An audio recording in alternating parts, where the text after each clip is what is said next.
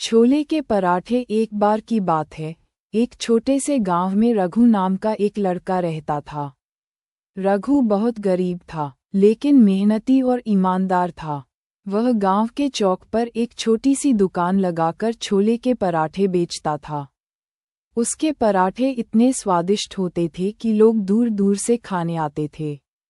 ईमानदारी की परीक्षा। एक दिन गांव में एक अमीर व्यापारी आया। उसने रघु के पराठे खाए और बहुत खुश हुआ। उसने रघु से पूछा, तुम्हारे पराठे इतने स्वादिष्ट क्यों होते हैं? रघु मुस्कुराया और बोला, मैं अपने पराठों में शुद्ध सामग्री और ईमानदारी मिलाता हूँ। व्यापारी बहुत प्रभावित हुआ और उसने रघु को एक नौकरी का प्रस्ताव दिया। लेकिन रघु ने मना कर दिया। वह अपने गांव में रहकर मेहनत करना चाहता था। ईमानदारी का इनाम। कुछ महीनों बाद वही व्यापारी फिर से गांव आया और देखा कि रघु की दुकान पहले से भी ज्यादा मशहूर हो चुकी थी।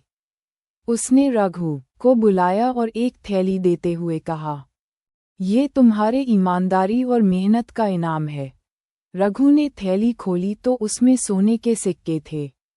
लेकिन उसने मुस्कुराते हुए कहा, मुझे यह इनाम नहीं चाहिए। मेरी सबसे बड़ी दौलत मेरे ग्राहक हैं। व्यापारी उसकी ईमानदारी से इतना खुश हुआ कि उसने रघु की दुकान को बड़ा करने में मदद की। अब रघु का नाम दूर दूर तक फैल गया और वह गांव का सबसे सफल इंसान बन गया। शिक्षा। ईमानदारी और मेहनत से ही असली सफलता मिलती है।